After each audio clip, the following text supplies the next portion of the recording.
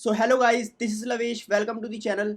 आज की वीडियो से हम चालू करने वाले हैं हाई लेवल डिज़ाइन की एक नई playlist. Guys, high level design को हम स्क्रैच से कवर करने वाले हैं, बेसिक से। मेरे को भी इतना हाई लेवल डिज़ाइन नहीं आता है, मैं भी साथ साथ में हाई लेवल डिज़ाइन पढ़ रहा हूँ। मैं भी कुछ टॉपिक पढ़ूंगा और उसके ऊपर वीडियो बनाऊंगा, कुछ टॉपिक पढ़ूंगा उसके ऊपर वीडियो बनाऊंगा, और आपके साथ नोट्स भी शेयर करे हो किए जाएंगे। हो सके तो आर्टिकल भी शेयर किए जाएंगे। तो आज हाई लेवल डिज़ाइन का हमारे पास हमारा पहला लेक्चर है, और पहले लेक्चर में जो टॉपिक्स हम कवर कवर करने वाले हैं वो तीन चार टॉपिक्स ही हैं। देखो, जब भी हाई लेवल डिज़ाइन की बात आती है तो सबसे पहले आप बताइए हाई लेवल डिज़ाइन होता क्या है। मैं आपको वो बताता हूँ हाई लेवल डिज़ाइन होता क्या है। ठीक है। अगर देखो, हाई लेवल डिज़ाइन की डेफिनेशन सिंपल है कि देखो, अगर आपको कुछ भी एक एप्लीकेशन बनानी है, लेट सपोज आपको व्हाट्सएप बनाना है, ठीक है, या फिर आपको इंस्टाग्राम बनाना है, तो आप क्या करते हो, पहले डिसाइड करते हो कि भाई ये इंस्टाग्राम का फ्रंट एंड होगा, ये इसका बैक एंड होगा, बैक एंड वन, ये बैक एंड टू होगा, ये इसके कुछ सर्वर होंगे, ठीक है, और ये कुछ इसके डेटाबेसेस होंगे, ठीक है। अब ये जो सारी चीज़ें ये आपस में कैसे कनेक्टेड रहेंगी, ठीक है, सर्वर्स कितने यूज़ होंगे, ठीक है, वगैरह वगैरह। ये हमारा होता है high level design. High level design का मतलब ये भी होता है बर्ड व्यू। क्या होता है? Bird view. ठीक है। लो लेवल डिज़ाइन का मतलब होता है भाई कि हम, अब हाई लेवल डिज़ाइन फाइनलाइज हो चुका है, फिर हम लो लेवल डिज़ाइन करते हैं। लो लेवल डिज़ाइन में हम बेसिक कोड के बारे में जानते हैं कि जो क्लासेस हैं वो कैसे आपस में रिलेटेड होंगी। कोड लेवल पर चीज़ें होती हैं, यहाँ पर कोड लेवल पर चीज़ें नहीं होती, थ्योरी होती है।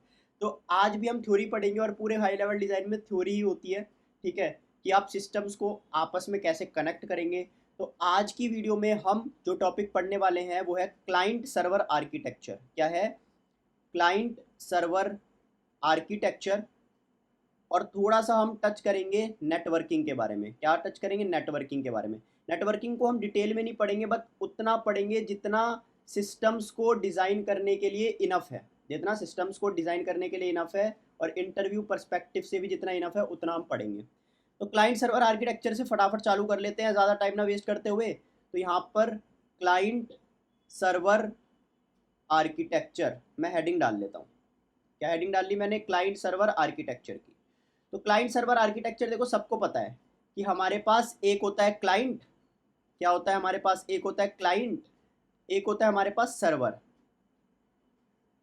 ये आप सर्वर मान लो, ठीक है। तो बेसिक चीज़ होती है कि क्लाइंट क्या भेजता है? रिक्वेस्ट भेजता है सर्वर पर कि मुझे कुछ डेटा चाहिए, और सर्वर इसको रिस्पॉन्स भेजता है। अच्छा, क्लाइंट जो भी तुमने रिक्वेस्ट करा था वो तुम्हें रिस्पॉन्स मिल गया। तो यही क्लाइंट सर्वर आर्किटेक्चर की बेसिक डेफिनेशन होती है, बट ये पूरी करेक्ट डेफिनेशन नहीं है। क्यों नहीं है? अब आप देखो, जो क्लाइंट सर्वर आर्किटेक्चर है ना, बहुत रिलेटिव चीज़ होती है। ये पॉइंट मैं आपको लिख देता हूँ यहाँ पर, बहुत इंपॉर्टेंट चीज़ है ये। Client server architecture is a relative thing. जो भी मैं ये पॉइंट्स डिस्कस कर रहा हूँ वो नोट्स में भी लिखे हैं, उसका लिंक मैं डिस्क्रिप्शन बॉक्स में दे दूंगा। ठीक है। Client server architecture is a relative thing.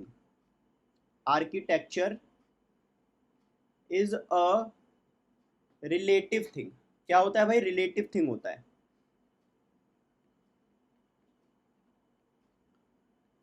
इसका क्या मतलब है, इसको मैं एक एग्जांपल से समझेंगे हम इसको। देखो, जब भी हम www.google.com डालते हैं ब्राउज़र पर, ठीक है, तो जो हमारी ब्राउज़र की मशीन है, जैसे ब्राउज़र है, ब्राउज़र पे मैंने डाला www.google.com ब्राउज़र, तो वो हो गया क्लाइंट। क्योंकि हम चाहते हैं जो भी www.google.com पर हो उसकी हमने रिक्वेस्ट मारी है, रिक्वेस्ट मारी है, और हमें रिस्पॉन्स मिल जाता है। किससे मिल जाता है? सर्वर से मिल जाता है, गूगल के सर्वर से मिल जाता है, जो भी है। ठीक है। बट अब क्या है, गूगल के सर्वर के पास तो हर चीज़ नहीं होगी ना। जब भी हम www.google.com डालते हैं तो हमारे सामने गूगल की इमेज आती है, फिर सर्च बार आता है, ठीक है, बहुत सारी चीज़ आती है। तो गूगल वो चीज़ डेटाबेस में भी स्टोर करके रखता होगा, तो गूगल डेटाबेस पे एक रिक्वेस्ट मारता होगा, गूगल डेटाबेस, और गूगल डेटाबेस उसे रिस्पॉन्स भेजता होगा। इस केस में जो गूगल सर्वर है वो क्लाइंट हो गया, और जो गूगल डेटाबेस है वो सर्वर हो गया। किस केस में, इस पर्टिकुलर केस में। बट दूसरे वाले केस में, पहले वाले केस में, जब ब्राउज़र ने रिक्वेस्ट मारी गूगल सर्वर को और गूगल सर्वर ने रिस्पॉन्स दिया ब्राउज़र को, तो ये ब्राउज़र क्लाइंट हो गया और गूगल सर्वर क्या हो गया, सर्वर हो गया। तो यहाँ पर आप देख सकते हैं क्लाइंट कुछ भी हो सकता है, सर्वर कुछ भी हो सकता है, ये एक रिलेटिव थिंग होती है। तो आई होप आपको क्लाइंट सर्वर आर्किटेक्चर की डेफिनेशन समझ में आई होगी। हम आगे बढ़ते हैं अब नेटवर्किंग की तरफ। ठीक है, तो आगे बढ़ते हैं हम नेटवर्किंग की तरफ। देखो नेटवर्किंग ना काफ़ी ज़्यादा वास्ट टॉपिक है, बट हम इसके सारे चीज़ें नहीं कवर करने वाले हैं। इंटरव्यू पर्सपेक्टिव से जो जो चीज़ें इंपॉर्टेंट रहने वाली हैं और जो जो चीज़ें सिस्टम्स को डिज़ाइन करने के लिए आपको पता ही पता होनी चाहिए, वो हम डिस्कस करने वाले हैं। देखो आपने ना जब भी अपने कॉलेज में नेटवर्किंग पढ़ी होगी तो आपने OSI मॉडल के बारे में सुना होगा। ठीक है, और आपने एक मॉडल के बारे में सुना होगा TCP/IP मॉडल, TCP/IP मॉडल। ठीक है, अब क्या होता है OSI मॉडल और TCP/IP मॉडल। ठीक है, अब ये क्या होता है, जब भी एक कंप्यूटर, नेटवर्किंग का मतलब होता है एक कंप्यूटर देखो हमारे पास मल्टीपल कंप्यूटर्स हैं, सर्वर्स हैं, ठीक है, डेटाबेस है, ठीक है, तो ये आपस में कैसे कम्युनिकेट करेंगे, इसको नेटवर्किंग कहते हैं। तो ये जब एक डिवाइस दूसरे डिवाइस से कम्युनिकेट करता है, इसके बीच में आती है बहुत सारी लेयर्स, बहुत सारी लेयर्स, और ये लेयर्स जब कंबाइन होती हैं तो इनको हम बोलते हैं मॉडल। और उन दो फेमस मॉडल के नाम है OSI मॉडल और TCP/IP मॉडल।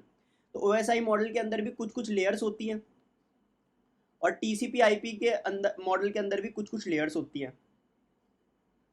कुछ कुछ लेयर्स इन दोनों के अंदर कॉमन होती हैं और कुछ कुछ लेयर्स OSI मॉडल के अंदर ज़्यादा होती है। तो OSI मॉडल के अंदर ज़्यादा लेयर्स होती है, जितना मुझे याद है OSI मॉडल के अंदर 7 लेयर्स होती है और TCP/IP मॉडल के अंदर 4 लेयर्स होती है, रफली मेरे को याद है, इससे फ़र्क नहीं पड़ता है। बट जो इम्पॉर्टेंट चीज़ है ना वो ये है कि जो आज हम 2 लेयर्स के बारे में बात करने वाले हैं ना, वो सबसे ज़्यादा इंपॉर्टेंट लेयर्स है और वो OSI मॉडल में प्रेजेंट होती है और TCP/IP मॉडल में प्रेजेंट होती है। तो वो दो, पहली लेयर है ट्रांसपोर्ट लेयर, पहली लेयर है ट्रांसपोर्ट लेयर और दूसरी लेयर है एप्लीकेशन लेयर, एप्लीकेशन लेयर।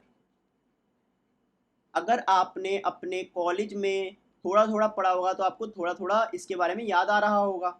तो मैं आपको थोड़ा थोड़ा बता देता हूँ कि ट्रांसपोर्ट लेयर क्या होता है और एप्लीकेशन लेयर क्या होता है।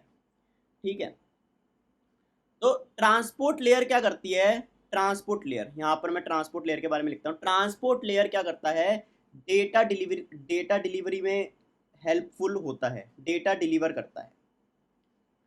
अब देखो जो डेटा है वो बहुत बड़ा भी हो सकता है, डेटा वीडियो की फॉर्मेट में भी हो सकता है, बहुत बड़ा डेटा भी हो सकता है। तो हम एक साथ तो डेटा को ट्रांसफ़र नहीं कर सकते, तो हम डेटा को छोटे छोटे चंक्स में डिवाइड करते हैं, छोटे छोटे मॉड्यूल्स में डिवाइड करते हैं। उन छोटे छोटे मॉड्यूल्स को बोलते हैं हम स्मॉल सेगमेंट्स, और फिर हम उन स्मॉल सेगमेंट्स को ट्रांसफ़र करते हैं। इसको हम डिटेल में जानेंगे, अभी मैं आपको बेसिक डेफिनेशन बता रहा हूँ। ठीक है, तो बस ट्रांसपोर्ट लेयर की बेसिक डेफिनेशन यही है, transport layer is a layer which is used in data delivery, sometimes data is very large, so it delivers the data in small segments, right. Application layer क्या होती है, application layer top most layer होती है, top most layer होती है जो कि directly किससे कनेक्ट करती है या फिर इंटरेक्ट करती है, क्लाइंट से इंटरेक्ट करती है। ठीक है, अब होता क्या है कि ट्रांसपोर्ट लेयर और एप्लीकेशन लेयर में कुछ प्रोटोकॉल्स होती हैं। ठीक है, ये तो ट्रांसपोर्ट लेयर और एप्लीकेशन लेयर की थोड़ी सी मैंने आपको ओवरव्यू दे दिया, डेफिनेशन बता दी। अब यहाँ पर ट्रांसपोर्ट लेयर और एप्लीकेशन लेयर में कुछ प्रोटोकॉल्स होती हैं। ठीक है, अब जिनको प्रोटोकॉल का मतलब नहीं पता है, वो मैं प्रोटोकॉल की एक छोटी सी डेफिनेशन बता देता हूँ। प्रोटोकॉल का मतलब होता है सेट ऑफ रूल्स, प्रोटोकॉल का मतलब क्या होता है, सेट ऑफ रूल्स। सबसे पहले हम पढ़ने वाले हैं ट्रांसपोर्ट लेयर। ठीक है, ट्रांसपोर्ट लेयर, फिर हम पढ़ेंगे एप्लीकेशन लेयर। ठीक है, ट्रांसपोर्ट लेयर में जो दो फेमस प्रोटोकॉल्स हैं उनका नाम है TCP और UDP। इनकी फुल फॉर्म अगर आपको पता है तो आप कमेंट सेक्शन में अभी बताइए, वीडियो को पॉज कर कर, फिर भी मैं बता देता हूँ। TCP की फुल फॉर्म होती है transmission control protocol, transmission control protocol, और यूडीपी की फुल फॉर्म होती है यूजर डेटाग्राम प्रोटोकॉल। अब ये दोनों प्रोटोकॉल क्या होती है उनको हम डिटेल में जानते हैं। देखो, आपके पास एक क्लाइंट है और आपके पास एक सर्वर है। ठीक है, यहाँ पर मैं दो केस बनाता हूँ। तो ये तो हो गया हमारे पास केस 1। ठीक है, एक केस 2 ले लेता हूँ मैं। केस 2 में भी आपको पास एक क्लाइंट है और आपके पास है एक सर्वर। अब यहाँ क्या होता है, आपके सिनेरियो होते हैं कि कभी कभार क्या होता है, आपको ना क्लाइंट से सर्वर ना डेटा ट्रांसफ़र करना होता है बहुत ही फास्ट। क्या करना होता है, डेटा ट्रांसफ़र। क्लाइंट रिक्वेस्ट मारता है, सर्वर ने रिस्पॉन्स दिया, तो आपको फास्ट डेटा ट्रांसफ़र करना होता है। और कभी कभार क्या होता है, आपको फास्ट डेटा ट्रांसफ़र नहीं करना पड़ता, बट आपको सेफली सिक्योरली डेटा ट्रांसफ़र करना पड़ता है। सेफली और सिक्योरली डेटा ट्रांसफ़र करना पड़ता है। सेफली और सिक्योरली का मतलब क्या है, जब भी सर्वर से क्लाइंट में डेटा आए तो कोई भी डेटा लॉस्ट ना हो, कोई भी एरर ना आ जाए। ठीक है, और सब कुछ स्मूथ हो, डेटा सेफ हो, डेटा सिक्योर हो। ठीक है, तो देखो, तो केस 1 और केस 2 में एक केस में हम यूडीपी यूज़ करेंगे और एक केस में हम टीसीपी यूज़ करेंगे। देखो, जब भी सेफ्टी और सिक्योरिटी की बात आती है तो हम यूज़ करेंगे टीसीपी। नाम से ही हमारे पास सिग्निफाई होता है transmission control protocol, control, where we are controlling how the data should be delivered. हम कंट्रोल कर रहे हैं कि डेटा कैसे डिलीवर होना चाहिए, सेफली और सिक्योरली डिलीवर होना चाहिए। और दूसरे में यूज़र डेटाग्राम प्रोटोकॉल में हम सेफ्टी का इतना ध्यान नहीं रखते हैं, बल्कि हम फास्ट पर ध्यान रखते हैं कि जल्दी जल्दी होना चाहिए, जल्दी जल्दी होना चाहिए। अब आप मेरे को एग्जांपल बता सकते हो क्या कि यूज़र डेटाग्राम प्रोटोकॉल केस 1 किस किस केस में आ सकता है और केस 2 किस किस केस में आ सकता है। देखो, जब भी डेटा सिक्योरिटी की बात आए ना, तो देखो, बैंक सर्विसेज में हम टीसीपी का इस्तेमाल करेंगे, बैंक सर्विसेज में हम टीसीपी का इस्तेमाल करेंगे। दूसरी बात हो गई, मिलिट्री सर्विसेज में हम टीसीपी का इस्तेमाल करेंगे, क्योंकि ये जो भी बैंक सर्विसेज होती है, मिलिट्री सर्विसेज होती है, काफ़ी ज़्यादा कॉन्फिडेंशियल होती है। इनमें हम ना रिस्क नहीं ले सकते कि कुछ भी डेटा लॉस्ट हो, कुछ भी डेटा इधर उधर जाए। ठीक है, तो इधर हम टीसीपी का इस्तेमाल करते हैं। फास्ट कब इस्तेमाल करेंगे, जब भी आप लाइव स्ट्रीमिंग कर रहे हो, लाइव स्ट्रीमिंग कर रहे हो। ठीक है, या फिर देखो, जब भी इंडिया पाकिस्तान का मैच आता है तो उसे 3-3 4-4 करोड़ लोग देखते हैं, और जब भी एक बॉलर ने बॉल डाली तो ऑन द स्पॉट हमारे पास डेटा आना चाहिए, फटाफट फटाफट score on the real time update होना चाहिए, तो बहुत ही फास्ट होता है। तो उधर हम यूज़ करते हैं यूज़र डेटाग्राम प्रोटोकॉल। ठीक है, तो ये हमारे पास, आई होप आपको समझ में आया होगा कि यूज़र डेटाग्राम प्रोटोकॉल क्या होता है और ट्रांसमिशन कंट्रोल प्रोटोकॉल क्या होता है। ठीक है, अभी देखो, हमने थोड़ा थोड़ा यूज़र डेटाग्राम प्रोटोकॉल और थोड़ा थोड़ा टीसीपी पढ़ लिया है। इसके मैं अच्छे से यहाँ पर ना नोट्स लिख देता हूँ, अच्छे से नोट्स लिख देता हूँ कि टीसीपी के बीच में और यूज़र डेटाग्राम प्रोटोकॉल के बीच में डिफरेंस क्या होता है। देखो, डिफरेंस जानने से पहले ना, यहाँ पर देखो, टीसीपी और यूडीपी में टीसीपी काफ़ी ज़्यादा इंपॉर्टेंट होती है, तो टीसीपी का हम इन डिटेल पढ़ लेते हैं कि टीसीपी क्या होती है। ठीक है, एक सेकेंड गाइस, पहले में हम पढ़ लेते हैं कि टीसीपी क्या होती है, फिर मैं आपको बताऊंगा टीसीपी और यूडीपी के बीच में डिफरेंस क्या है। फिर यहाँ पर हमारे पास ट्रांसपोर्ट लेयर कंप्लीट होगी, देन हम एप्लीकेशन लेयर पर मूव करेंगे। सबसे पहले हम टीसीपी पढ़ लेते हैं भाई, कि टीसीपी में क्या होता है, कैसे होता है और सारी चीज़ें कैसे काम करती है ना। देखो, टीसीपी, ट्रांसमिशन कंट्रोल प्रोटोकॉल, तो इसमें 3 स्टेप होते हैं। कितने स्टेप्स होते हैं, 3 स्टेप होते हैं। ठीक है, सबसे पहले क्या होता है, मेक कनेक्शन। क्लाइंट और सर्वर के बीच में एक कनेक्शन बनाया जाता है। इस वजह से जो टीसीपी है उसे हम क्या बोलते हैं, कनेक्शन ओरिएंटेड प्रोटोकॉल। क्या बोलते हैं, connection oriented protocol, connection oriented protocol, oriented protocol. फिर क्या करा जाता है, send and receive data. Second step, send और रिसीव किया जाता है data. Third step, connection termination होता है, कनेक्शन को टर्मिनेट किया जाता है। ऑन द अदर हैंड, जो यूडीपी है उसमें कोई भी कनेक्शन नहीं बनता है, तो वो कनेक्शन लेस प्रोटोकॉल होती है, कनेक्शन और नॉन कनेक्शन ओरिएंटेड प्रोटोकॉल होती है, मतलब उसमें कनेक्शन नहीं बनता है। फर्स्ट और सेकंड स्टेप नहीं होता है, सीधा हम सेंड और रिसीव डेटा करते हैं। तो अब आप यहाँ पर देख सकते हो टीसीपी में एक और डिसएडवांटेज है, यहाँ पर हमें बहुत ज़्यादा कंप्यूटेशन करनी पड़ रही है, बहुत ज़्यादा कंप्यूटेशन करनी पड़ रही है। जब भी क्लाइंट और सर्वर को कम्युनिकेट करना है तो पहले कनेक्शन बनाओ, फिर कम्युनिकेट करो और फिर कनेक्शन को टर्मिनेट करो, ठीक है। तो ये ओवरहेड है, बहुत ज़्यादा कम्युनिकेट करना, बहुत ज़्यादा कैलकुलेट करना पड़ रहा है, कम्युनिकेट नहीं कैलकुलेशन हो रही है, कैलकुलेशन मान लो आप, कंप्यूटेशन मान लो, बहुत ज़्यादा कैलकुलेशन करनी पड़ रही है, बहुत ज़्यादा कंप्यूटेशन करनी पड़ रही है। तो इस वजह से यहाँ पर काफ़ी ज़्यादा ओवरहेड होता है, काफ़ी ज़्यादा ओवरहेड होता है। इस वजह से जो टीसीपी प्रोटोकॉल है वो स्लो प्रोटोकॉल है, और जो यूडीपी प्रोटोकॉल है वो फास्ट ट्रांसपोर्ट लेयर प्रोटोकॉल है। ये स्लो आपको अब रीज़न पता है क्यों है, बिकॉज यहाँ पर जब भी क्लाइंट और सर्वर को आपस में कम्युनिकेट करना होता है, they form a connection first, then they communicate with each other, send and receive data and then connection is terminated. अब मैं आपको बताऊंगा ये तीनों स्टेप डिटेल में कैसे होते हैं, क्या होते हैं। सबसे पहले मैं स्टेप 1 की बात कर लेता हूँ, ठीक है। तो स्टेप 1 की हम बात कर लेते हैं। तो स्टेप 1 में क्या होता है, हमारे पास सबसे पहले कनेक्शन बनाना है। तो हमारे पास यहाँ पर होता है एक सेंडर, यहाँ पर होता है हमारे पास रिसीवर, ठीक है। सेंडर होता है और रिसीवर होता है। तो सेंडर सेंडर क्या कहता है कि भाई मेरे को कनेक्शन बनाना है, ठीक है। तो वो क्या एक सिंक्रोनस रिक्वेस्ट भेजता है, सिंक। फिर रिसीवर क्या करता है, उसको एक्नॉलेज करता है कि मेरे को तुम्हारी रिक्वेस्ट मिल चुकी है, तो सिंक एक्नॉलेज। और फिर सेंडर क्या करता है, एक्नॉलेज बैक करता है कि भाई ठीक है, अब फाइनली हम अपनी कम्युनिकेशन चालू कर सकते हैं क्योंकि हमारा पहला स्टेप कंप्लीट हो चुका है। तो यहाँ पर तीन चीज़ें होती है, सिंक, सिंक एक एक। सिंक का मतलब होता है synchronous, sender wants to form a connection with the receiver. Receiver कहता है अच्छा सेंडर तुम्हें मेरे साथ कनेक्शन फॉर्म करना है कम्युनिकेट करने के लिए, मैं तुम्हें एक्नॉलेज करता हूँ। सेंडर कहता है ठीक है, मैं फाइनली लास्ट एक्नॉलेज कर रहा हूँ, इसके बाद हमारा फर्स्ट स्टेप कंप्लीट है। तो इस चीज को बोलते हैं थ्री वे हैंड शेकिंग। क्या बोलते हैं, थ्री वे हैंड शेकिंग। क्या बोला जाता है, थ्री वे हैंड शेकिंग।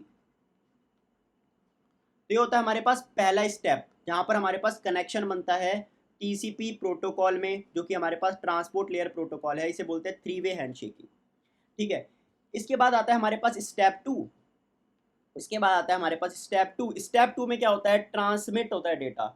अब जो डेटा होता है वो बहुत बड़ा होता है, उसे हम छोटे छोटे मॉड्यूल्स में डिवाइड करते हैं, छोटे छोटे छोटे छोटे मॉड्यूल्स में डिवाइड करते हैं। लेट सपोज करो आपके पास ना इतना बड़ा डेटा है, देखो अभी मैं इसे मिटा देता हूँ, 1 सेकेंड गाइज।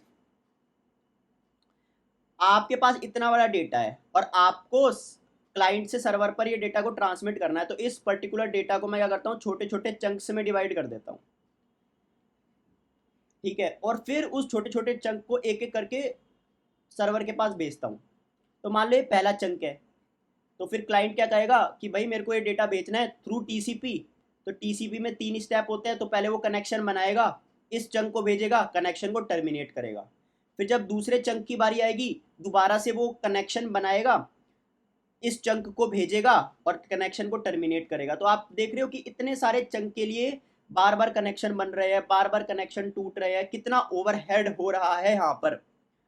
तो यहाँ पर क्या होता है, इंस्टीड हर बार कनेक्शन बनाना, हर बार कनेक्शन तोड़ना, इधर हम यूज़ करते हैं स्लाइडिंग विंडो टेक्निक। अब ये स्लाइडिंग विंडो टेक्निक क्या है, जिन्होंने डीएसए पढ़ रखा है उनको पता होगी स्लाइडिंग विंडो टेक्निक क्या है, नहीं भी पता है तो चिल है, मैं आपको समझा देता हूँ स्लाइडिंग विंडो टेक्निक क्या है। अब देखो हम कहते हैं कि भाई एक एक सेगमेंट को मत भेजो, एक पर्टिकुलर फिक्स सेगमेंट बना लो, उनको एक साथ भेजो। लेट सपोज कुछ भी हम एक कांस्टेंट वैल्यू ले लेते हैं 4। हमने कहा कि यहाँ पर हम ना 4 4 सेगमेंट को भेजेंगे एक खट्टे। तो मैंने कहा एक सेगमेंट की बजाय मैं क्या करूँगा, 4 सेगमेंट का गुच्छा बनाऊंगा, क्लाइंट सर्वर के साथ में कनेक्शन बनाएगा, एक सेगमेंट को भेजेगा, और फिर क्या होगा, क्या कहते हैं, और फिर कनेक्शन टर्मिनेट होगा, फिर विंडो आगे मूव होगी। इन चारों की बात हो चुकी है, अगले स्टेप में हम क्या करेंगे, इन चारों पर आएंगे।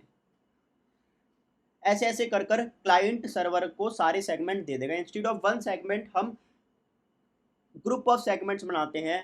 और स्लाइड, स्लाइड मतलब देखो विंडो स्लाइड हो रही है, यहाँ पर कितने की विंडो है, 4 की विंडो है, ये विंडो हो गई, दूसरी बारी में ये विंडो हो गई, और ये विंडो आगे आगे स्लाइड हो रही है, इस वजह से इस टेक्निक को कहते हैं स्लाइडिंग विंडो टेक्निक।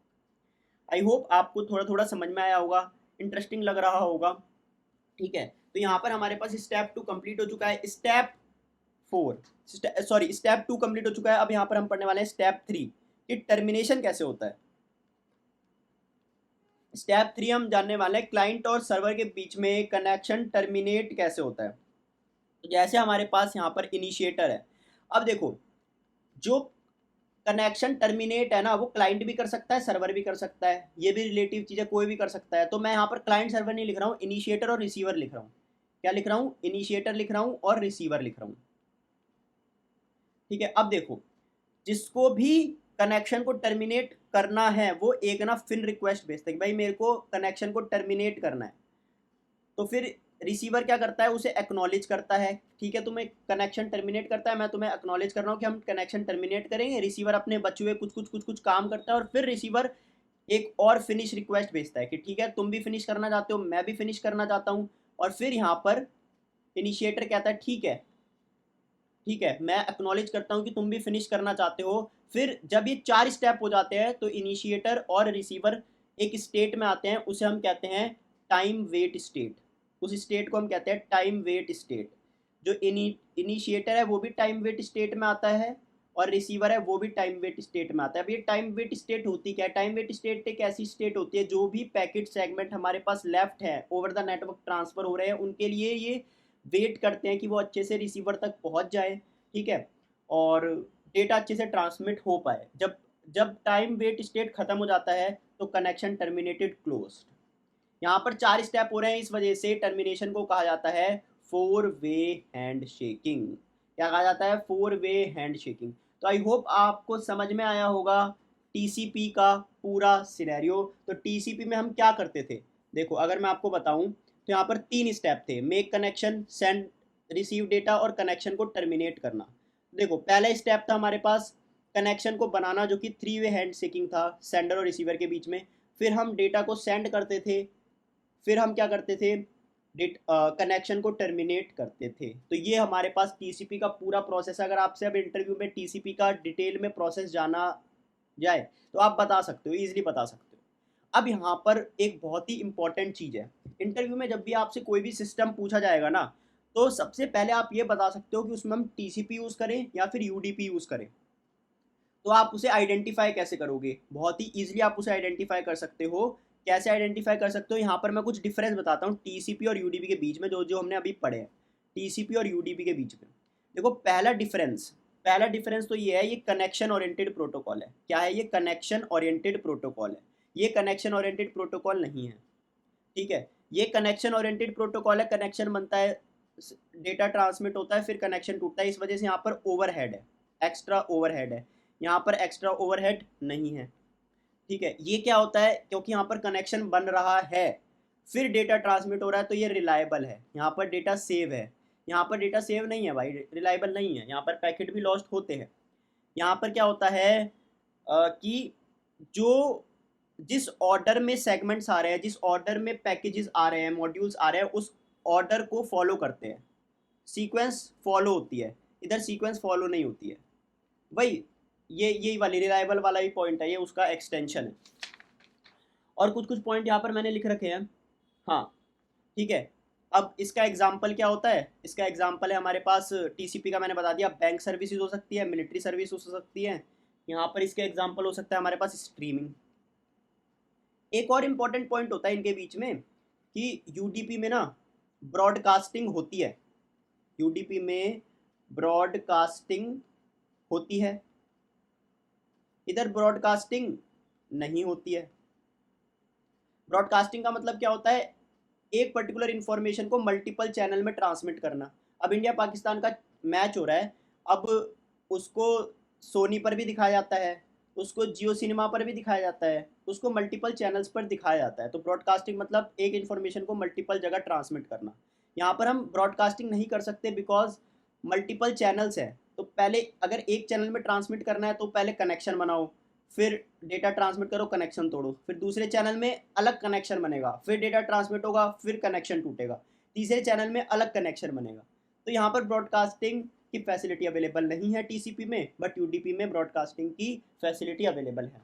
तो आई होप आपको समझ में आया होगा इन डिटेल कि हमारे पास इनका मतलब क्या होता है, बिल्कुल अच्छे से समझ में आया होगा। ठीक है, अब मैं आपको एक बहुत ही इंटरेस्टिंग पॉइंट बताऊंगा। ठीक है, बहुत ही इंटरेस्टिंग पॉइंट बताऊंगा। ठीक है, अच्छा आप बताओ कि जब भी मैं गूगल ब्राउज़र में ये डालता हूँ www.google.com, जब भी मैं गूगल ब्राउज़र में अपने क्रोम ब्राउज़र में ये डालता हूँ www.google.com, तो क्या होता है, एक इसका हमें आईपी एड्रेस तो पता नहीं है, तो हम एक डीएनएस कॉल मारते हैं। डीएनएस की फुल फॉर्म क्या होती है? Domain name system. डीएनएस की फुल फॉर्म क्या होती है? Domain name system. इसका मतलब ये होता है कि www.google.com का आईपी एड्रेस पाने के लिए हम क्या करते हैं, एक डीएनएस रिक्वेस्ट मारते हैं, वो इसका एक आईपी एड्रेस लाके देता है हमको। ठीक है, तो आप बताओ ये पूरा जो डीएनएस हम रिक्वेस्ट मारते हैं, ये यूडीपी है या फिर ये टीसीपी है? कुछ लोग यूडीपी कहेंगे, कुछ लोग टीसीपी कहेंगे, टीसीपी ज़्यादा लोग कहेंगे। बट क्या होता है कि जो ये कॉल होती है ना www.google.com की, बहुत छोटी कॉल होती है, इसमें एक पैकेट इन्वॉल्व होता है, ओनली वन पैकेट इन्वॉल्व होता है। 90% टाइम्स मोर पैकेट्स भी इन्वॉल्व हो सकते हैं, बट मेजोरिटी टाइम्स ना एक पैकेट इन्वॉल्व होता है। अब आप कहोगे भाई यहाँ पर आईपी हमें चाहिए, तो यहाँ पर ना सिक्योरिटी मेन है, तो हम टीसीपी यूज़ करते हैं। ठीक है, बट यार यूडीपी में भी सिक्योरिटी होती है अगर एक पैकेट होता है तो। ठीक है, एक पैकेट तो भाई क्या ही लॉस्ट होगा, तो वहाँ पर हम यूडीपी यूज़ कर लेते हैं, और जब ज़्यादा पैकेट हो जाते हैं तो टीसीपी यूज़ कर लेते हैं। समराइज़ करता हूँ मैं कि जब भी डीएनएस कॉल में एक पैकेट होता है तो हम यूडीपी यूज़ करते हैं, क्योंकि हमें बहुत ही फास्ट बनाना है, क्योंकि बहुत सारे लोग www.google.com को यूज़ कर रहे हैं। जब ज़्यादा पैकेट हो जाते हैं, रिक्वेस्ट बड़ी हो जाती है, तो हम स्विच हो जाते हैं टीसीपी पे। तो जो डीएनएस कॉल है ना ही वो यूडीपी है ना ही वो टीसीपी है, वो कॉम्बिनेशन है दोनों का। जब रिक्वेस्ट छोटी होती है देन वी यूज यूडीपी, जब रिक्वेस्ट बड़ी होती है देन वी यूज टीसीपी, क्योंकि यहाँ पर हमें फास्ट भी रहना है, साथ साथ में सेफ भी रहना है। ठीक है, तो जब एक पैकेट होगा तो सेफ्टी तो हमारी होगी ही होगी, बट मेजॉरिटी हमने फास्ट को यहाँ पर प्रेफरेंस दी है। तो आई होप आपको थोड़ा थोड़ा ये समझ में आया होगा। यहाँ पर हमारे पास ट्रांसपोर्ट लेयर प्रोटोकॉल खत्म होती है। अब हम अगली अपनी लेयर पर चलते हैं, जो कि है एप्लीकेशन लेयर। ठीक है, यहाँ पर हम अपनी अगली लेयर पर चलते हैं, जो कि हमारे पास एप्लीकेशन लेयर। देखो, application layer top most layer होती है, वो डायरेक्टली क्लाइंट के साथ कम्युनिकेट करती है। ठीक है, अब एप्लीकेशन लेयर में भी बहुत सारी प्रोटोकॉल होती है, जैसे ट्रांसपोर्ट लेयर में हमने प्रोटोकॉल पढ़ी यूडीपी और टीसीपी। एप्लीकेशन में भी बहुत सारी प्रोटोकॉल होती है, एचटीटीपी, एचटीटीपीएस, ठीक है, एसएमटीपी, एफटीपी, बहुत सारी प्रोटोकॉल होती है। यहाँ पर जो हम कवर करने वाले हैं वो है एचटीपी और एचटीपीएस। सबसे पहले मैं आपको बताऊंगा एचटीटीपी क्या होती है। HTTP stands for hyper text transfer protocol. ठीक है, यहाँ पर मैं इसकी फुल फॉर्म लिख देता हूँ, हाइपर टेक्स्ट ट्रांसफर प्रोटोकॉल। ये एचटीटीपी की फुल फॉर्म होती है, हाइपर टेक्स्ट ट्रांसफर प्रोटोकॉल।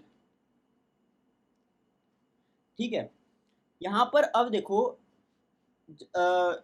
अब ना एचटीटीपी के बहुत सारे वर्जन होते हैं, तो उन वर्जन के बारे में मैं आपको बताने वाला हूँ। ठीक है, अच्छा एक क्वेश्चन मैं आपसे पूछता हूँ कि एचटीटीपी जो है, क्या वो टीसीपी पे वर्क करती है या फिर वो यूडीपी पे वर्क करती है?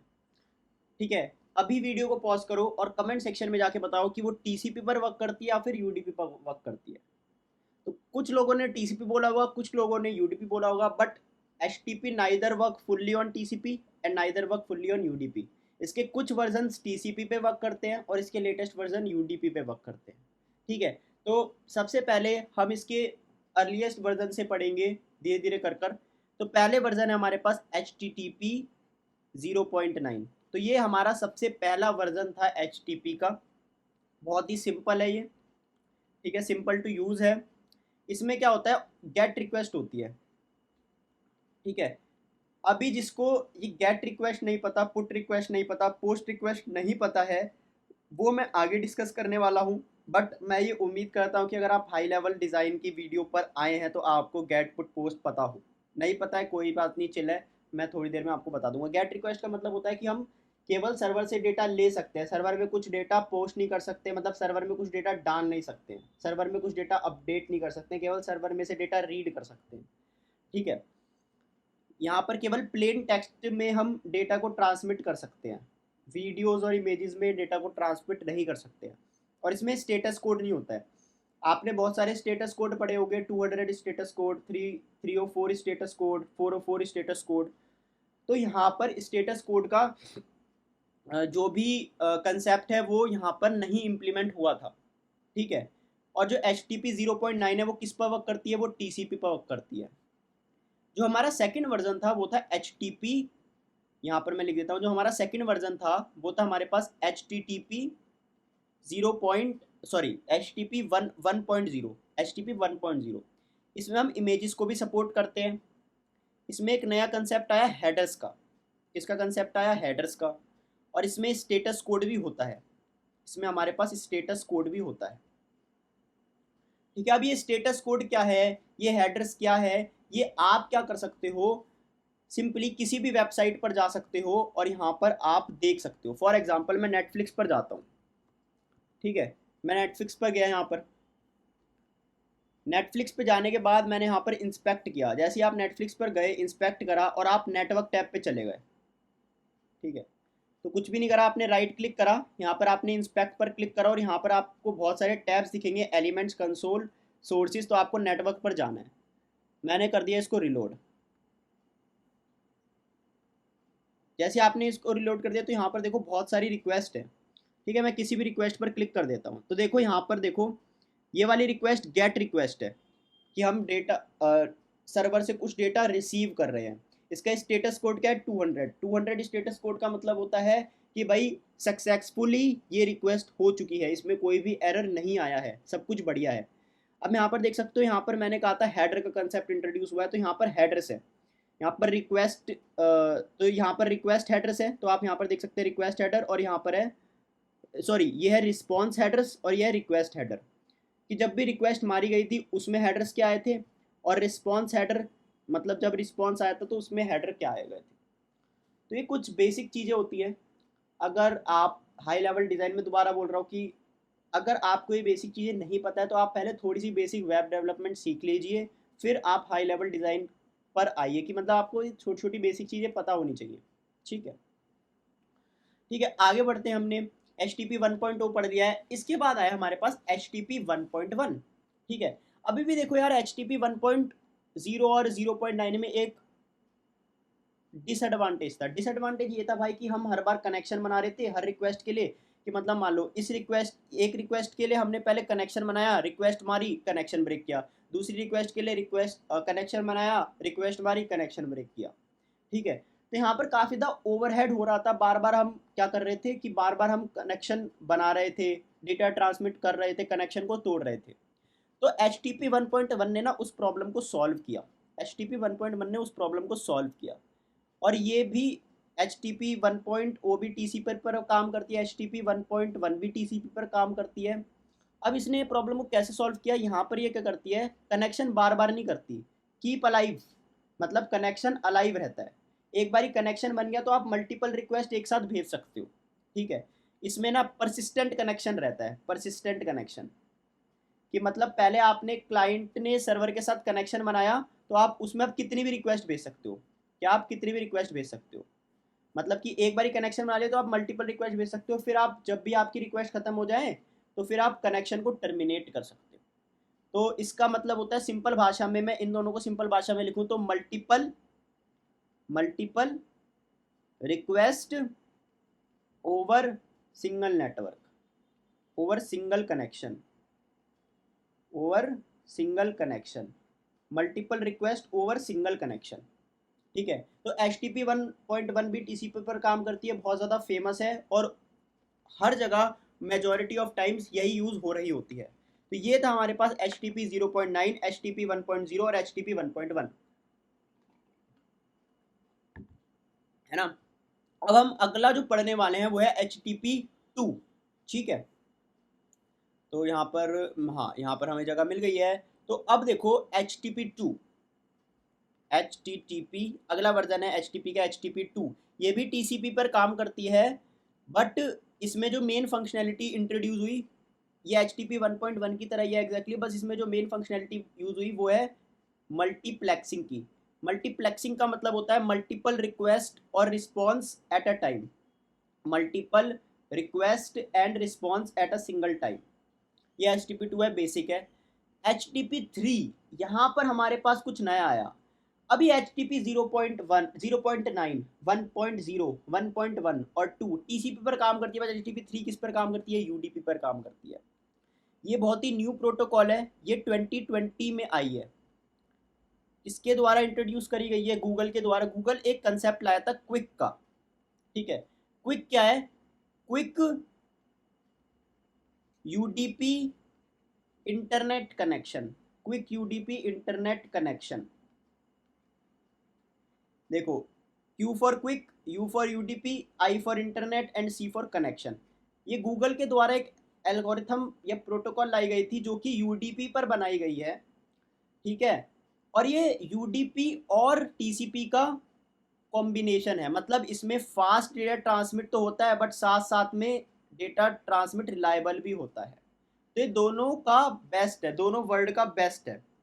फास्ट भी हो रहा है, रिलायबल भी हो रहा है, बट ये इतनी ज़्यादा फेमस नहीं है, बट ये धीरे धीरे कर कर फेमस होती जाएगी, ठीक है। तो ये था हमारे पास HTTP 3। अब मैं आपको बता देता हूँ कि जो मैंने आपको बताया था कि मैं आपको मेथड्स बताने वाला हूँ कि गेट क्या होता है, पुट क्या होता है, पोस्ट क्या होता है। देखो, तो देखो, गेट गेट का मतलब होता है रिट्रीव सम डेटा। गेट का मतलब होता है retrieve some data from the internet. Retrieve some data from the internet. ऐसे ही हमारे पास तीन और रिक्वेस्ट होती है जो बहुत फेमस है, पोस्ट, पुट और डिलीट। डिलीट का मतलब होता है डिलीट सम रिसोर्स और डिलीट सम डेटा, ठीक है। पुट का मतलब होता है update some data, update data. And post का मतलब होता है राइट सम डेटा। अब देखो, यहाँ पर एक बहुत ही इंपॉर्टेंट कंसेप्ट होता है आइडेम्पोटेंसी का। तो यहाँ पर जो पोस्ट रिक्वेस्ट होती है वो आइडेम्पोटेंट नहीं होती है, और जो पुट रिक्वेस्ट होती है वो आइडेम्पोटेंट होती है। आइडेम्पोटेंट। आइडेम्पोटेंट का मतलब होता है कि अगर आप पुट रिक्वेस्ट आइडेम्पोटेंट होती है और पोस्ट रिक्वेस्ट आइडेम्पोटेंट नहीं होती है। ये आपसे इंटरव्यू में क्वेश्चन पुटअप करा जा सकता है कि आइडेम्पोटेंसी क्या होती है, और पोस्ट और पुट रिक्वेस्ट में कौन आइडेम्पोटेंट होता है और कौन आइडेम्पोटेंट नहीं होता है। तो आइडेम्पोटेंट की डेफिनेशन मैं आपको बता देता हूँ कि अगर आप सेम रिक्वेस्ट मारते हो, सेम चीज। अब देखो, पुट का मतलब होता है अपडेट। अब देखो, आपका कुछ भी जैसे कि आपने एक ई कॉमर्स बनाई है, उसमें आप शर्ट की इंफॉर्मेशन को अपडेट कर रहे हो। जैसे शर्ट का कलर रेड है, आप रेड से ब्लू कर रहे हो। अब आप ये कितनी बार भी करो, कितनी बार भी करो, एक बार करो, दो बार करो, तीन बार करो, यही सेम रिक्वेस्ट मल्टीपल टाइम्स डालो, तो इसका कोई भी और इफेक्ट नहीं होगा। सेम रिस्पॉन्स आएगा, सब कुछ सेम तरीके से होगा। बट पोस्ट में क्या होता है? ऐसा नहीं होता है। पोस्ट का मतलब होता है जैसे कि अगर आपने ई कॉमर्स बना रहे हो, आपने एक ऑर्डर दिया जिसमें आपने एक शर्ट ऑर्डर करी रेड वाली, दूसरा ऑर्डर किया, आपने एक शर्ट ऑर्डर करी यही रेड कलर वाली। तो यहाँ पर मल्टीपल ऑर्डर प्लेस हो जाएंगे, एक ऑर्डर नहीं रहेगा, यहाँ पर मल्टीपल ऑर्डर प्लेस हो जाएंगे। तो यहाँ पर आइडेम्पोटेंसी नहीं रही। कि आइडेम्पोटेंसी का मतलब यही होता है कि अगर आप सेम रिक्वेस्ट मारेंगे तो सेम ही इफेक्ट होंगे और कोई भी एडिशनल साइड इफेक्ट नहीं होगा। यहाँ पर एक इंपॉर्टेंट टर्म है, एडिशनल साइड इफेक्ट नहीं होगा। यहाँ पर पोस्ट में क्या हो रहा है? एडिशनल साइड इफेक्ट हो रहा है, दो दो ऑर्डर क्रिएट हो जा रहे हैं। बट पुट में क्या हो रहा है? एडिशनल साइड इफेक्ट नहीं हो रहा है, उसी वही चीज अपडेट हुए जा रही है, हो जा रही है बाद में। तो ये बहुत ही इंपॉर्टेंट कंसेप्ट है हमारे पास आइडेम्पोटेंसी का। So put is a idempotent request method and post is not a idempotent method. यहाँ पर आज हम अपना आखिरी टॉपिक पढ़ने वाले हैं जो कि है HTTPS। और HTTPS के बाद हम लेक्चर ख़त्म करने वाले हैं। काफ़ी लंबा लेक्चर हो चुका है, अराउंड 1 घंटे का लेक्चर हो चुका है। तो फटाफट से HTTPS कवर करेंगे, ख़त्म करेंगे। HTTPS की फुल फॉर्म होती है hyper text transfer protocol secure. Hyper text transfer protocol secure, ठीक है। इसमें हम क्या करते हैं, जब भी हम ये भी HTTP की तरह होती है, बट यहाँ पर हम इंक्रिप्शन और डिक्रिप्शन का इस्तेमाल करते हैं जब भी हम क्लाइंट से सर्वर की तरफ डेटा ट्रांसमिट करते हैं।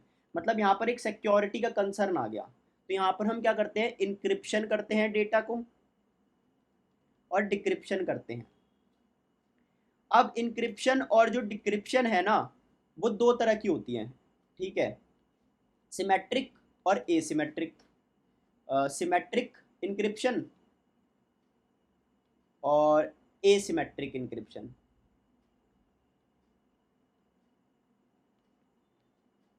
अब देखो सिमेट्रिक का मतलब क्या होता है। सिमेट्रिक का मतलब होता है बहुत ही सिंपल। सिमेट्रिक का मतलब होता है कि सिमेट्रिक में जब हम डेटा को इनक्रिप्ट करते हैं और डिक्रिप्ट करते हैं तो दोनों में हम क्या यूज़ करते हैं, सेम की यूज़ करते हैं। क्या यूज़ करते हैं, सेम की यूज़ करते हैं। हाउएवर एसिमेट्रिक इंक्रिप्शन में हम सेम की यूज़ नहीं करते। फॉर इंक्रिप्शन एंड डिक्रिप्शन हम डिफरेंट की यूज़ करते हैं। ठीक है, तो इंक्रिप्शन के लिए हम यूज़ करते हैं पब्लिक की। पब्लिक की का मतलब ऐसी की जो सबको पता है, और डिक्रिप्शन के लिए हम यूज़ करते हैं प्राइवेट की, जो कि केवल उसको ही पता है जो इसको डिक्रिप्ट कर रहा है। ठीक है, अब ये दोनों की कब बनाई जाती है, ये दोनों की एक टाइम पर ही बनाई जाती हैं। ठीक है, ठीक है, these keys are made at same time and one more thing, you can't derive private key from public key. You can't derive private key from public key. अब भाई पब्लिक की तो सबके पास है, पब्लिक की तो सबके पास है, तो पब्लिक की से अगर प्राइवेट की बनने लग गई तो सभी डेटा को डिक्रिप्ट कर पाएंगे। तो यहाँ पर सिक्योरिटी कहाँ पे आ गई। तो आप प्राइवेट की को ड्राइव नहीं कर सकते हो पब्लिक की से। तो ये दोनों जो कीज़ है ना वो ब्यूटीफुली मैथमेटिकली आपस में बहुत ही बढ़िया तरीके से लिंक होती है, सेम टाइम पर बनाई जाती है, और आप कभी भी प्राइवेट की को ड्राइव नहीं कर सकते पब्लिक की से। ठीक है, तो यहाँ पर क्या होता है, ये सारी चीज़ें होती है। अब यहाँ पर आप देख रहे हो कि बहुत सारी कंप्यूटेशन इन्वॉल्व है, दो दो अलग अलग कीज़ बन रही हैं, डेरिवेशन हो रही है, फलाना हो रहा है, ढिमकना हो रहा है। तो जो सिमेट्रिक इंक्रिप्शन है ये बहुत ज़्यादा फास्ट होता है, बहुत ज़्यादा एफिशिएंट होता है। ठीक है, अब मैं आपसे एक सवाल पूछता हूँ, हम पढ़ रहे थे HTTPS। अब HTTPS सिमेट्रिक यूज़ करेगा, एसिमेट्रिक यूज़ करेगा। अब HTTPS तो भाई हमें फास्ट चाहिए ना, तो सिमेट्रिक यूज़ करता है। बट HTTPS ना बहुत ज़्यादा चालाक है, वो दोनों का कॉम्बिनेशन यूज़ करता है। पता है कैसे, देखो यहाँ पर मैं HTTPS को लिख देता हूँ छोटा सा, देखो HTTPS क्या करता है। HTTPS कहता है कि ना मैं सिमेट्रिक इंक्रिप्शन यूज़ करूँगा। क्यों, क्योंकि वो बहुत ज़्यादा फास्ट है, एफिशिएंट है, ओवर कंप्यूटेशन मेरे को नहीं करनी पड़ेगी। बट अब यहाँ पर देखो, यहाँ पर ना इंक्रिप्शन और डिक्रिप्शन के लिए सेम की यूज़ होती है, तो वो सेम की मेरे को बहुत ही सिक्योरली सेंडर से रिसीवर में ट्रांसमिट करनी है। तो वो सेम की को ट्रांसमिट करने के लिए मैं एसिमेट्रिक इंक्रिप्शन को यूज़ करता हूँ। समझ रहे हो, ध्यान से सुनना मेरी बात, ये बहुत ही ज़्यादा इंपॉर्टेंट पॉइंट है कि HTTPS uses symmetric encryption, but initially to pass the same key it uses asymmetric encryption। मतलब HTTPS सिमेट्रिक इंक्रिप्शन यूज करता है, बट सेम की को पास करने के लिए from sender to receiver it uses asymmetric encryption. Simple है, आपको आई होप समझ में आया होगा। यहाँ पर मैं फाइनली आपको डिटेल एक डायग्राम बना देता हूँ, प्रोसेस बता देता हूँ कि यहाँ पर क्या प्रोसेस इस्तेमाल होता है। देखो यहाँ पर हमारे पास क्लाइंट HTTPS में यहाँ पर हमारे पास क्लाइंट है और यहाँ पर हमारे पास सर्वर है। ठीक है, क्लाइंट क्या कहता है भाई, hello I want to communicate, I want to establish through HTTPS। तो वो कहता है आप बताओ आप क्या यूज़ करोगे, आप SSL यूज़ करोगे, TLS यूज़ करोगे, और उनका कौन सा वर्जन यूज़ करोगे। अब इनकी फुल फॉर्म होती है secure socket layer and transport layer security. ठीक है, फिर वो सर्वर कहता है ठीक है, सबसे पहले वो कहता है हेलो, और मैं क्या करूँगा, मैं SSL यूज़ करूँगा और SSL का ये फलाना वर्जन यूज़ करूँगा। ठीक है, फिर ये क्या कहता है, ठीक है भाई ये लो मेरा डिजिटल सर्टिफिकेट। डिजिटल सर्टिफिकेट में बहुत सारी चीज़ें होती है, इसका सिग्नेचर होते हैं, इसकी आइडेंटिफिकेशन होती है कि कोई भी आपके साथ फ्रॉड वगैरह ना हो रहा हो। फिर क्लाइंट उस डिजिटल सर्टिफिकेट को देखता है और सर्टिफिकेट को वैलिडेट करता है, सर्टिफिकेट वैलिडेशन। फिर क्या होता है, आपस में की एक्सचेंज होती है। अब जो की एक्सचेंज होती है वो किससे होती है, वो होती है एसिमेट्रिक इंक्रिप्शन से, एसिमेट्रिक इंक्रिप्शन से। और फिर जब एसिमेट्रिक इंक्रिप्शन से की एक्सचेंज हो गई, सेम की एक्सचेंज हो गई, तो फिर सिमेट्रिक इंक्रिप्शन में ये दोनों बात करते हैं। तो ये था हमारे पास HTTPS। तो आई होप आपको समझ में आया होगा। मैं आपको बता देता हूँ आज हमने क्या क्या पढ़ा। क्लाइंट सर्वर आर्किटेक्चर पढ़ा, फिर हमने transport layer protocol, transport layer पढ़ा। हमने क्या पढ़ा, ट्रांसपोर्ट लेयर। ट्रांसपोर्ट लेयर में हमने दो प्रोटोकॉल पढ़ी, TCP एंड UDP। TCP को हमने डिटेल में देखा, उसके तीनों स्टेप देखे, 3 वे हैंडशेकिंग, 4 वे हैंडशेकिंग। फिर हमने इन दोनों के बीच में डिफरेंस देखा। फिर हमने पढ़ा एप्लीकेशन लेयर। एप्लीकेशन लेयर में हमने HTTP और HTTPS पढ़ा और HTTP के डिफरेंट वर्जन पढ़े। बीच बीच में मैंने आपको और भी बहुत सारी इन डिटेल चीज़ें बताई। अगली वीडियो में हम और भी हाई लेवल डिज़ाइन का और भी अच्छी तरीके से कवर करने वाले हैं चीज़ों को। तब तक के लिए आप चैनल को कर ले सब्सक्राइब। नोट्स मैं अटैच कर दूंगा डिस्क्रिप्शन बॉक्स में, हो सके तो हम आर्टिकल भी लिखेंगे, ठीक है। अदरवाइज नोट्स तो आपको मिल ही जाएंगे, वो डिस्क्रिप्शन बॉक्स में होंगे। आई होप आज की वीडियो पसंद आई होगी। Stay tuned for the next video. मिलते हैं फिर किसी और वीडियो में, तब तक के लिए बाय बाय।